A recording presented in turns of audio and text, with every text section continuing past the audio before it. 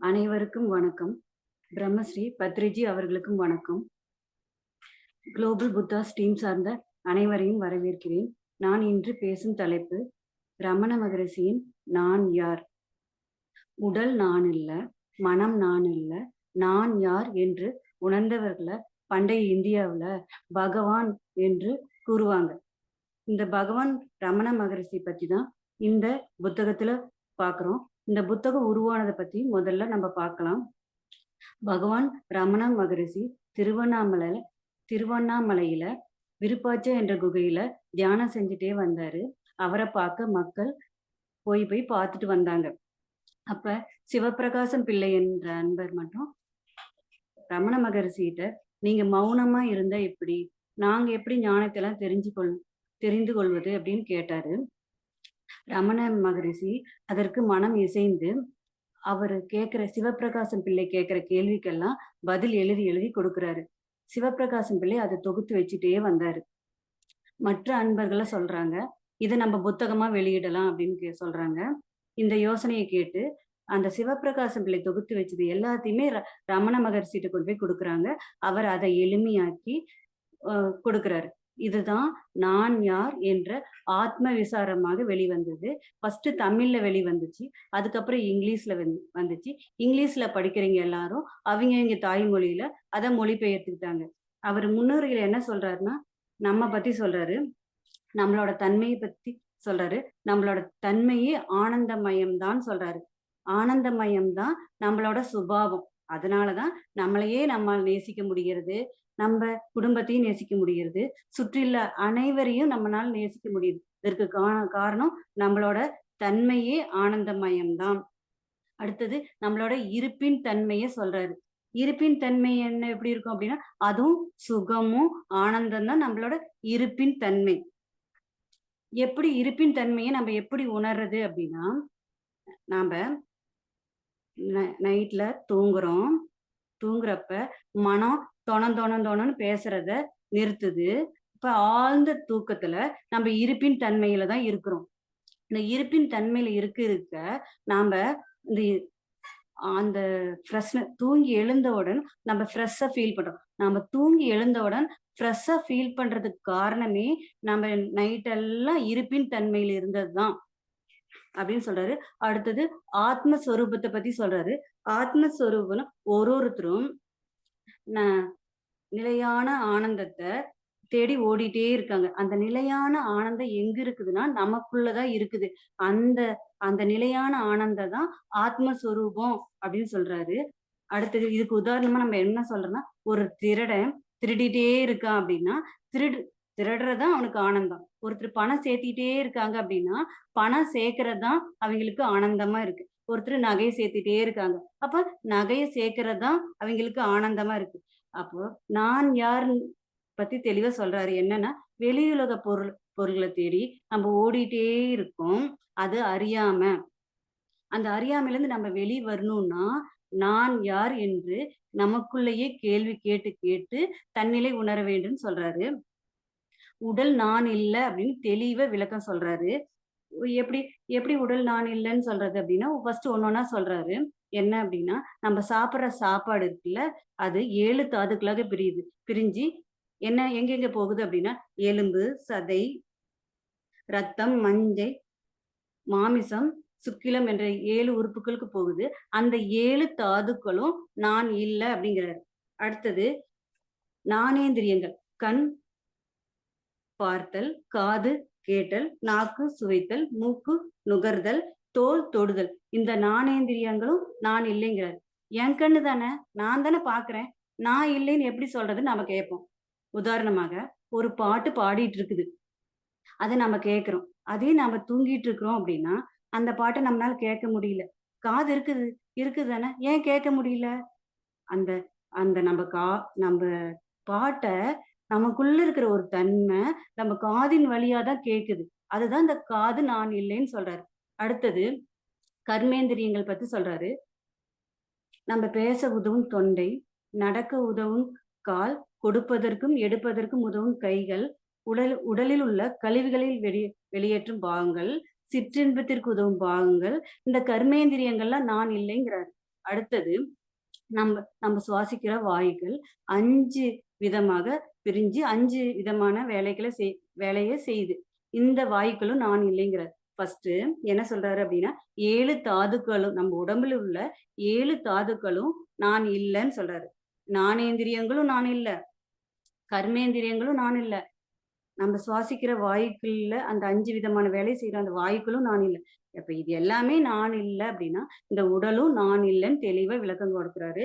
அடுத்தது மனம் பத்தி சொல்றாரு. மனம்னா என்ன அப்படின்னா, மனம் அப்படின்னா ஒரு அலை வடிவம். நம்ப அன்பு, அமைதி, சந்தோஷம், மகிழ்ச்சி, கோபம், வெறுப்பு இந்த உணர்வுகள்லாம் நம்ப மனதிலிருந்து தான் வருகிறது. மனது நம்ம இருப்பதை எப்படி அறிந்து கொள்வது அப்படின்னா, நமக் நாம நெறைய எண்ணங்கள நெனைக்கிறோம். நெறைய எண்ணங்கள் நம்மகிட்ட வந்துட்டே இருக்கு. நம்ம நினைவுகள் வந்துட்டே இருக்கு.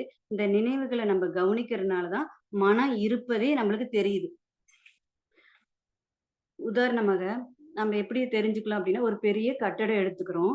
இந்த கட்டிடத்திலிருந்து ஒரு செங்கல்லா நம்ம எடுத்துக்கிட்டே வந்தா, இந்த கட்டிடமே இல்லாம போயிரும். அதே மாரி நம்ம மனதிலிருந்து ஒரு நினைவுகளா நீக்க மனம் என்பதே ஒன்று இல்லைன்னு சொல்றாரு. அதாவது நொடிக்கு நொடி மாறிக்கொண்டிருக்கும் மனம் நான் இல்ல அப்படின்னு சொல்றாரு. அப்போ இந்த உடலும் நான் இல்ல, மனமும் நான் இல்ல. அப்பன்னா கடைசியா எஞ்சியிருப்பது என்ன? இந்த உடலையும், மனதையும் இயக்கிக் கொண்டிருப்பது, நாம எல்லாவற்றையும் உணர்ந்து கொண்டிருப்பது எதுவோ, அந்த தனித்து நிற்கும் அறிவே நான். அந்த நம்ப ஒவ்வொரு உணர்வுகளையும் உணர்ந்து கொண்டிருப்பதும், அந்த அறிவு தான், தனித்து நிற்கும் அறிவு தான் நான் சொல்றாரு. இந்த அறிவின் சொரூபம் என்னன்னு சொல்றாருன்னா, சச்சிதானந்தம் சொல்றாரு. இது எப்படி பிரிக்கலாம் அப்படின்னா, சத்து, சித்து, ஆனந்தம். சத்து அப்படின்னா இருப்புன்னு அர்த்தம். சித்துனா உணர்வுன்னு அர்த்தம். ஆனந்தம்னா ஒப்பிட இயலாத பேரின்பம்ன்னு அர்த்தம். இருப்பு இருப்பு என்பத பத்தி இப்ப பார்க்கலாம். இருப்புனா என்ன அப்படின்னா, நாம்ப நைட் தூங்கிட்டு இருக்கோம். நம்ம உடம்பும் ரெஸ்ட் எடுக்குது. மைண்டும் ரெஸ்ட் எடுக்குது. அப்ப நம்ம உடம்ப இயக்கிட்டு இருக்கணும்ல. இயக்கிக் கொண்டிருப்பது எதுவோ, தூக்கத்தில் வரும் கனவை கவனிப்பது எதுவோ, நம்மகிட்ட ஓடிக்கொண்டிருக்கும் எண்ணங்களை கவனிப்பது எதுவோ, அது அதுதான் இருப்புன்னு சொல்றாரு. அடுத்தது இருப்பு நம்பகிட்ட மட்டும் இல்ல, வெளியிலயும் இருக்குதுன்னு சொல்றாரு. ஒரு மரம் எடுத்துக்கிறோம். இந்த மரம் பூ பூக்குது. காய் காய்க்குது, கனியா வருது. அந்த பழத்துக்குள்ள இருக்கிற விதை, அந்த விதைக்குள்ள ஒரு இருப்பு இருக்குறதுனால தான், அந்த விதைக்குள்ள ஒரு இருப்பு தன்மை இருக்கிறனால தான், அந்த விதைய நம்ம மண்ணுக்குள்ள போட்டு தண்ணி ஊத்துறோம். சூரிய ஒளி படுறனால அது செடியா மாறுது. அப்போ இருப்பின் தன்மை எல்லா உயிர்களோடும் இருக்குதுன்னு சொல்றாரு. அப்போ மகான்கள்லாம் இருப்பின் தன்மையில இருந்து இருந்துகிட்டே இருக்கிறனால தான் அவிங்க ரொம்ப ஆனந்தமா இருக்கிறாங்க. சரி மகான்கள் ஆனந்தமா இருக்காங்க. நாம ஏன் ஆனந்தமா இல்ல? நமக்குள்ளயும் அந்த இருப்பின் தன்மை இருக்குல்ல. நாம ஏன் துன்பப்படுறோம், கஷ்டப்படுறோம்? அந்த ஆனந்தம் நம்மகிட்ட ஏன் இல்ல? அப்படின்னு பார்த்தா, அந்த சித் என்ற கான்ஷியஸ் லெவல் நம்மளுக்கு குறைவா இருக்கு. உதாரணமாக ஒரு பறவை எடுத்துக்கிறோம். ஒரு கிளையில ஒரு பறவை உட்கார்ந்திருக்கு. நம்ம கிட்ட போனா அது பறந்து போயிருது. ஏன்னா, அது கான்ஷியஸா இருக்கு. ஆனா நாம என்ன பண்றோம்னா, கான்ஷியஸே இல்லாம எல்லா வேலையும் செஞ்சுட்டே இருக்கோம். அந்த கான்ஷியஸ் லெவல் குறைவா இருக்கனால தான் நம்ம இருப்பின் தன்மை உணர முடியாம இருக்கோம். அப்ப நம்ம இருப்பின் தன்மைய உணரணும். கான்ஷியஸா இருக்கணும் அப்படின்னு என்ன பண்ணணும்? நம்ம பண்றோம்ல தியானம். மூச்ச கவனிச்சு தியானம் பண்றோம். அப்போ நான் யார்? நம்ம எல்லா வேலையும் செஞ்சுட்டே இருக்கோம். அப்ப நம்மளுக்குள்ளேயே கொஸ்டின் கேட்கணும்.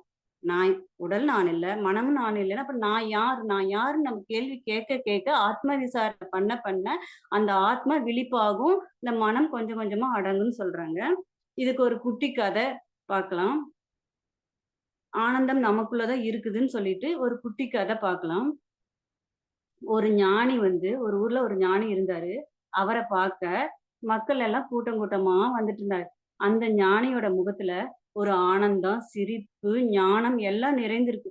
அந்த கூட்டத்துல ஒருத்தர் நெனைக்கிறாரு, இவருக்கு என்ன குடும்பமா, குட்டியா, பிள்ளையா, இஎம்ஐயா? அதனால தான் இவரு ஆனந்தத்துல இருக்கிறாருன்னு நெனைக்கிறாரு. அந்த ஞானி மெதுவா கண்ண திறந்து உலக வாழ்க்கைய விட்டா தான் ஆனந்தம்ன்னு நானும் ஃபர்ஸ்ட் எல்லாம் நெனச்சுட்டு இருந்தேன். ஆனா அதெல்லாம் இல்ல. எனக்கு நமக்குள்ளதான் ஆனந்தம் இருக்குது அப்படின்னு அவர் சொல்றாரு.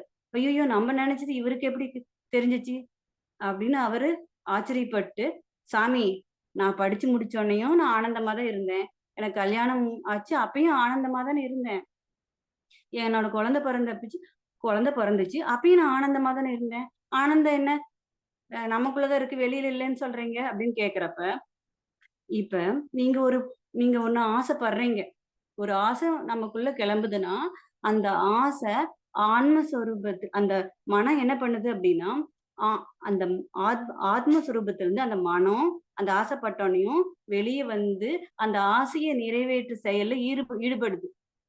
அப்ப அந்த ஆசை நிறைவேறினோனையும், திரும்ப ஆத்மஸ்வரூபத்திலேயே வந்து அடங்குது. அந்த ஆத்மஸ்வரூபத்துல வந்து அடங்குறப்ப, அந்த அந்த நிமிடம் தான் உங்களுக்கு சந்தோஷம் கிடைக்குது. அது அந்த நிமிடத்துல கிடைக்கிற சந்தோஷம் உங்களுக்கு அது மாயை தான், அறியாமையில தான் இருக்கீங்கன்னு அந்த ஞானி பதில் கொடுக்குறாரு. அப்போ இந்த உடம்பு நான் இல்லைன்னு சொல்லிட்டு, நாம அடுத்தது இந்த உடம்ப கவனிக்காம விட்டுட்டோம் அப்படின்னா, நம்ப நம்ப நம்ப ஆத்மா நம்ம உடம்புக்குள்ள தானே இருக்கு. இந்த உடம்பு கவனிக்காம விட்டா நம்ம ஆத்மா அங்க தங்காது. அதனால தான் நம்ம உடம்புக்கு முக்கியத்துவம் குடுக்கணும். அதனால ப்ராப்பரா நம்ம எக்ஸர்சைஸ் பண்ணலாம். அடுத்தது நாம அ ஃப்ரெஷ்ஷான காய்கறிகள், பழங்கள் இதெல்லாம் சாப்பிடுறப்ப உடம்பும் ஆரோக்கியமா இருக்கும். அந்த ஆத்மாவும் இந்த உடலுக்குள்ள தங்கும். இது நம்ப ஏன் இந்த ஆன்மீகத்துல மாமிசம் சாப்பிட வேண்டாம்ன்னு சொல்றாங்கன்னா, ஃபர்ஸ்ட் ஒரு ரீசன் இருக்கு. என்னன்னா, ஒரு உயிர கொன்னா நம்மளுக்கு அந்த பாவம் வரும். அதுதான் மெயின் ரீசன். 2வது என்ன அப்டின்னா, அந்த விலங்குகளுக்குன்னு ஒரு கர்மா இருக்கு. பதிஞ்சிருக்கும். அந்த மாமிசம் சாப்பிட சாப்பிட அந்த விலங்குகளோட கருமாவையும் நம்ம ஆட் பண்ணிட்டே வரோம். இப்ப நாம இந்த உலகத்துக்கு வந்தது எதுக்கு அப்டின்னா, இந்த நம்ம கர்மாவ கழிக்கிறதுக்கு தான் இந்த பூமியில பிறப்பெடுத்து வந்திருக்கோம். இந்த மாமிசம் சாப்பிட சாப்பிட நம்ம கர்மா கழியாம அந்த விலங்குகளோட கர்மாவையும் ஆட் பண்ணிட்டே கர்மாவ சேர்த்திட்டே போறதுக்கு தான் அவைங்க மாமிசம் சாப்பிட்டுட்டு இருக்காங்க. அதனால தான் இந்த ஆன்மீகத்துல சைவம் தான் சாப்பிடணும், அசைவம் சாப்பிடக்கூடாதுன்னு காரணமே அதுதான். கர்மாவ குறைக்கிறதுக்கு வந்துட்டு, கர்மாவ ஆட் பண்ணாதீங்கன்னு சொல்றதுக்கு தான் ஆன்மீகத்துல நீங்க சைவம் சாப்பிடுங்க அப்படின்னு வலியுறுத்துறாங்க. அடுத்தது மைண்ட நம்ம கண்ட்ரோல் பண்ண முடியாது. மை அதாவது நம்ம எண்ணங்கள கவனிச்சு கவனிக்க மனம் அமைதியாகும். மனம் இல்லைன்னா, நாம எப்படி வாழ்க்கையில திட்டம் போட முடியும்? வாழ்க்கை எப்படி சிறப்பா வாழ முடியும்? என்று கேள்வி நம்மளுக்கு வரும். மனம் இல்லாம இருக்கணும்னு யாரும் சொல்லல. மனத எப்படி கையாளணும் அப்படின்னு தான் சொல்லியிருக்காங்க. மனத கையாளுறதுக்கு என்ன பண்ணணும்? அது விழிப்பு நிலைய, அது கான்ஷியஸா பிராக்டிஸ் பண்ணிட்டே வரணும்னு சொல்றாங்க. இப்ப என்னோட எக்ஸ்பீரியன்ஸ் கொஞ்சம் சொல்றேன். என்ன அப்டின்னா, நான் விழிப்பே இல்லாம செஞ்ச செயல்கள்னால பல பிரச்சனைகள் வந்துச்சு. உதாரணமாக, யாராச்சும் என்னைய கோவப்படுற மாரி பேசிட்டாங்க அப்டின்னா, நான் அன்கான்ஷியஸ் ஸ்டேட் போயிட்டு அவைங்கள ரொம்ப திட்டிருவேன். அது என்ன செய்யறேன்னு கான்ஷியஸே இல்லாத நிலையில நான் திட்டிருவேன். இது எப்படி மாத்திக்கொள்ளணும்னு நெனைக்கிறப்ப தான், இந்த குரூப்குள்ள நான் வந்தேன். இங்க வந்து புக் படிக்க சொன்னாங்க. இந்த புக்ல நெறைய படிக்க எனக்கு விழிப்புணர்வு அதிகமாச்சு. என்னன்னா, ஓஷோவோட விழிப்புணர்வுங்கிற புக்க படிக்கிறப்ப தான், கான்ஷியஸ் கான்ஷியஸா இருந்தா எல்லாத்தையும் மாத்திக்கலாங்கிறது எனக்கு புரிஞ்சுச்சு.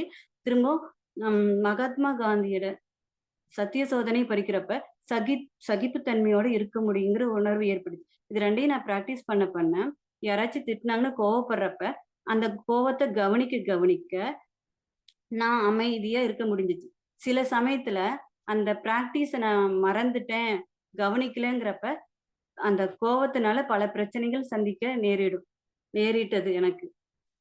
அடுத்தது நம்மளோட எண்ணம், சொல், செயல் 3யும் கவனிச்சுட்டே இருந்தேன்னா, வாழ்க்கை இன்பமா வாழ்றத நான் உணர்ந்தேன். எண்ணம், சொல், செயல் 3யும் விழிப்புணர்வு மறக்கிறப்ப, பல பிரச்சனைக்கு ஆளானது என்னால உணர முடிஞ்சுச்சு. அடுத்தது ஓஷோ அதான் சொல்லியிருக்காரு. நீங்க பல ஜென்மங்களாக விழிப்புணர்வு பிராக்டிஸ் பண்ணல. இப்ப கொஞ்சம் கொஞ்சமா பிராக்டிஸ் பண்றப்ப மறந்துட்டாலும் பரவால்ல. அத பிராக்டிஸ் பண்ணுங்க. மனம் மனதிலிருந்து வரும் எண்ணம், சொல், செயல். இது 3யும் விழிப்புணர்வோட பிராக்டிஸ் பண்ண உங்களுக்கு கொஞ்சம் கொஞ்சமா தான் வரும்னு சொல்லியிருக்காங்க. நாங்க இப்பதான் பிராக்டிஸ் பண்ண ஆரம்பிச்சிருக்கோம். கொஞ்சம் கொஞ்சமா அந்த நிலைமைய அடைஞ்சிருவோம். அது இல்லாம ஆசைய நம்ம மனதில் வரும் ஆசைய கவனிக்கணும். இப்ப நம்ம டிபார்ட்மெண்ட் ஸ்டோருக்கு போறோம். ஒரு ஒரு 4 பொருள் வாங்கலான்னு போறோம். 10 பொருள் வாங்கிட்டு வந்துட்டு தான் இருந்தேன். அதுக்கப்புறம் ஒரு சாரி கடைக்கு போனா, ஒரு சாரி வாங்கலான்னு போயிட்டு, மனம் ஆசைப்படுறதுனால ஒரு 2, 3 சாரி வாங்கிட்டு வந்த சூழ்நிலை இருந்துச்சு. இப்ப பிராக்டிஸ் பண்ண பண்ண கரெக்ட்டான பொருள் வாங்குறத கொஞ்சம் கொஞ்சமா கத்துட்டு வந்துட்டுருக்கேன். அடுத்தது என்னன்னா, இந்த பெண் ஆசையினால தான் ராமாயணம் உருவாச்சு. மண் ஆசையினால தான் அந்த மகாபாரதம் உருவாச்சு. அதனால தான் புத்தர் சொல்றாரு, "ஆசையே துன்பத்திற்கு காரணம்னு" சொல்றாரு. இந்த இந்த நான் யார் ஆத்ம விசாரணை என்ன நம்ம தெரிஞ்சுக்கிட்டோம்னா, உடல உடலுங்கிறது நான் இல்ல. மனதுங்கிறது நான் இல்ல. நான் யார் என்று விசாரணை செய்ய செய்ய ஆத்மாவ பற்றி புரிதல் கொஞ்சம் கொஞ்சமா கிடைக்கும்னு ரமண மகரிஷி தெளிவா சொல்லியிருக்காரு. இந்த வாய்ப்பை கொடுத்த அனைவருக்கும் நன்றி, வணக்கம்.